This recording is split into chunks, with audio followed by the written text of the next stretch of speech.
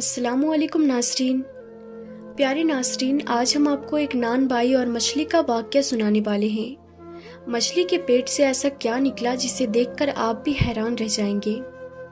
अगर आपने वीडियो को लाइक नहीं किया है तो इसे लाइक ज़रूर करें, और अगर अभी तक आपने हमारे चैनल ताबिश इल्म को सब्सक्राइब नहीं किया है तो इसे भी सब्सक्राइब करें और पास में दिए गए बेल नोटिफिकेशन पर भी ज़रूर क्लिक कर दें ताकि हमारी हर आने वाली वीडियो की नोटिफिकेशन आप तक पहुंचती रहे।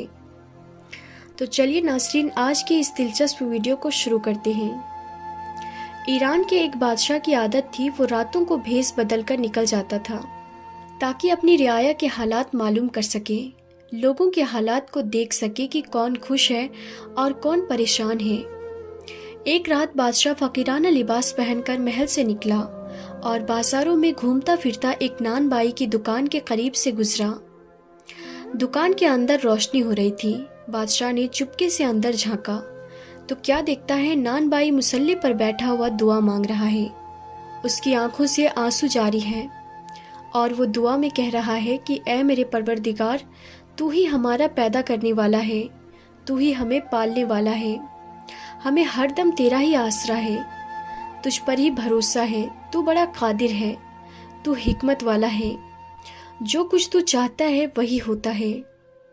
हम तेरे हुक्म के आगे गर्दन झुकाते हैं और तेरी रज़ा में राज़ी होते हैं। नान बाई बार बार यही अल्फाज दोहरा रहा था।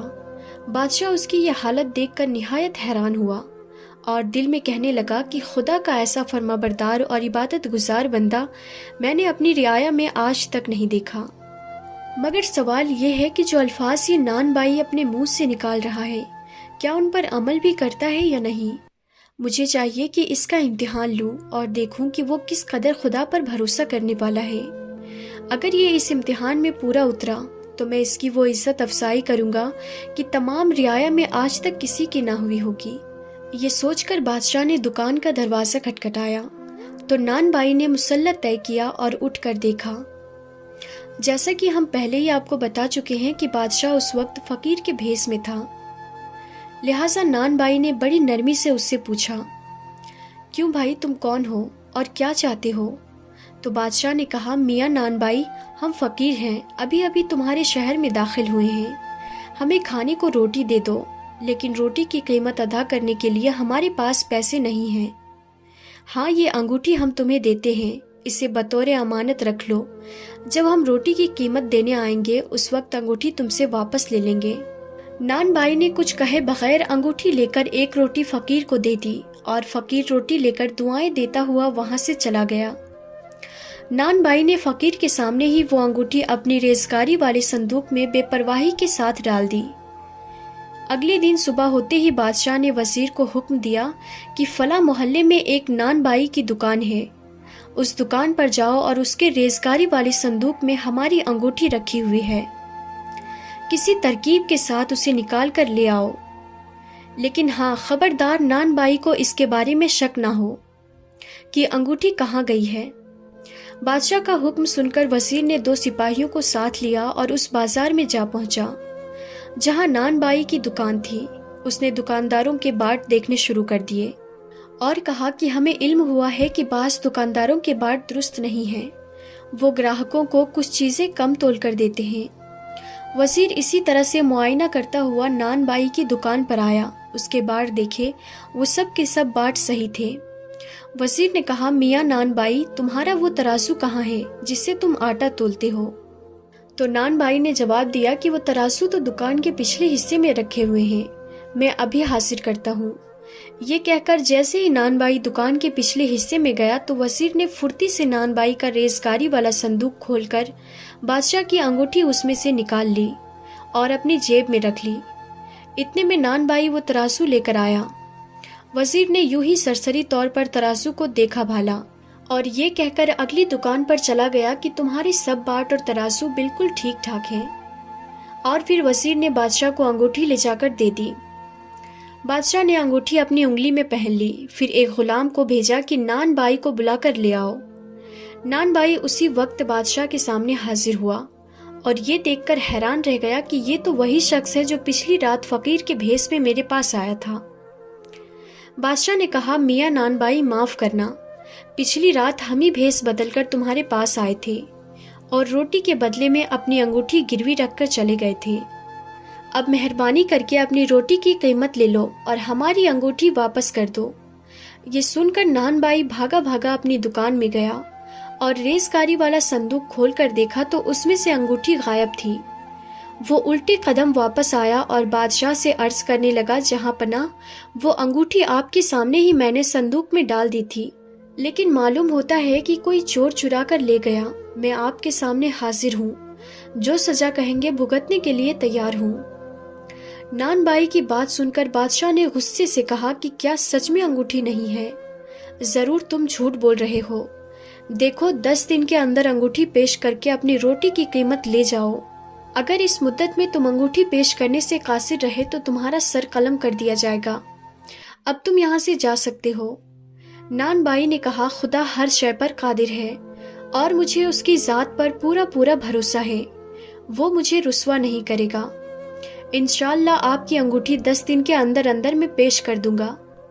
یہ کہہ کر نان بائی نے سلام کیا اور وہاں سے رخصت ہو گیا۔ بادشاہ کو اس کے اطمینان اور سکون پر عجب تعجب تھا۔ وہ سوچنے لگا کہ وہ انگوٹھی تو میں نے اپنی انگلی میں پہن رکھی ہے، پھر 10 دن کے اندر اندر یہ بے وقوف میری انگوٹھی کہاں سے لے کر آئے گا؟ اس بات کو 8 دن گزر گئے۔ نان بائی نے ابھی تک انگوٹھی پیش نہیں کی تھی۔ 9ویں دن بادشاہ نے شکار کا ارادہ کیا اور جنگل میں نکل گیا۔ ایک ہرن کے پیچھے گھوڑا ڈالا تو سیدھا دریا کی طرف نکل گیا۔ بادشاہ نے اس ہرن کا پیچھا کیا۔ عین دریا کے کنارے بادشاہ کے گھوڑے نے ٹھوکر کھائی اور بادشاہ کلابازی کھا کر دریا میں جا کر گر گیا۔ بڑی مشکل سے ہاتھ پاؤں مار کر دریا سے باہر نکلا اور کنارے پر آیا۔ بادشاہ کے ہاتھ کیچڑ سے بھر گئے تھے۔ کنارے پر بیٹھ کر ہاتھ دھونے لگا تو دیکھا وہی انگوٹھی انگلی سے غائب تھی۔ شاید وہ دریا میں گر گئی تھی۔ بادشاہ کو بھلا ایسی انگوٹھی کی کیا پرواہ ہو سکتی تھی؟ اس کے خزانے میں ہزاروں ایک سے ایک بڑھ کر انگوٹھیاں موجود تھیں۔ دریا کے اسی کنارے پر کچھ دور ایک غریب مچھوارا جال لگائے صبح سے بیٹھا ہوا تھا، لیکن ابھی تک ایک بھی مچھلی نہیں پھنسی تھی۔ وہ دل میں کہہ رہا تھا اگر خالی ہاتھ گیا تو بال بچے بھوکے ہی سو جائیں گے۔ ابھی وہ یہاں بیٹھا سوچ ہی رہا تھا کہ تھوڑی دیر کے بعد جال ہلا۔ مچھوارے نے کھینچا تو تھوڑا وزنی محسوس ہوا۔ وہ خوش ہوا کہ آج تو بہت بڑی مچھلی پھنسی ہے۔ جب جال دریا سے باہر نکالا تو اس میں 2 بڑی بڑی مچھلیاں تڑپ رہی تھی۔ مچھوارے کی خوشی کا کوئی ٹھکانہ نہ رہا۔ اس نے سوچا کہ مچھلیوں کی اچھی قیمت ملے گی۔ جب وہ تازہ مچھلی لے لو، تازہ مچھلی لے لو یہ آوازیں لگاتا ہوا بازار میں پہنچا تو نان بائی کے کان میں مچھواری کی آواز آئی۔ اس نے اپنی بیوی سے کہا ارے او نیک بخت، مچھلی کھائے کتنے دن ہو گئے، ذرا جا کر اس سے مچھلی تو خرید لو۔ اس کی بیوی نے جھنجھلا کر کہا 8 دن گزر چکے ہیں اور بادشاہ کی انگوٹھی ابھی تک نہیں ملی۔ 2 دن کے بعد جلاد تمہارا سر قلم کر دیں گے اور تمہیں مچھلی کھانے کی سوچ رہی ہے۔ بیوی کی بات سن کر نان بائی نے کہا اللہ پر بھروسہ رکھ، اگر میری زندگی باقی ہے تو انگوٹھی ضرور ملے گی اور دنیا کی کوئی طاقت میرا سر قلم نہیں کر سکتی۔ پھر اس کی بیوی نے مچھوارے کو آواز دی اور اس سے دونوں مچھلیاں خرید لی۔ وہ مچھلیوں کو باورچی خانے میں لے گئی، انہیں ایک تخت پر رکھا۔ چاقو سے اس نے پہلی مچھلی کو صاف کیا۔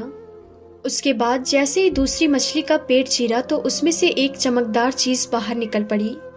بیوی نے اٹھا کر دیکھا تو یہ سونے کی ایک خوبصورت انگوٹھی تھی جس کے بیچ میں ایک ہیرا جگمگا رہا تھا۔ انگوٹھی دیکھ کر وہ چلائی ذرا جلدی سے آنا، ذرا دیکھو تو صحیح مچھلی کے پیٹ سے کیا چیز نکلی ہے۔ نان بائی نے بیوی کے چلانے کی آواز سنی تو دوڑا دوڑا وہاں پر آیا۔ بیوی نے اسے انگوٹھی دکھائی۔ وہ نان بائی نے اسے پانی سے دھو کر صاف کیا اور پہلی نظر میں ہی وہ اسے پہچان گیا کہ یہ بادشاہ کی وہ انگوٹھی ہے جو ریزکاری کے صندوق سے گم ہو گئی تھی۔ وہ فوراً سجدے میں گر پڑا اور دیر تک رو رو کر خدا کا شکر ادا کرتا رہا۔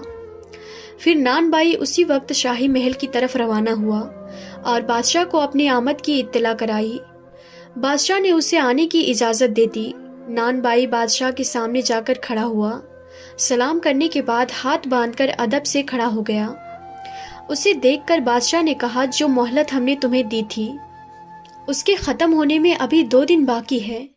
اس سے معلوم ہوتا ہے کہ ہماری انگوٹھی تم تلاش نہیں کر سکے اور مزید مہلت لینے کے لیے آئے ہو، لیکن اب ہم تمہیں ایک دن کی بھی مہلت دینے کے لیے تیار نہیں ہیں۔ نان بائی نے بادشاہ کی بات کا کوئی جواب نہ دیا اور آگے بڑھ کر وہی انگوٹھی بادشاہ کے سامنے پیش کر دی۔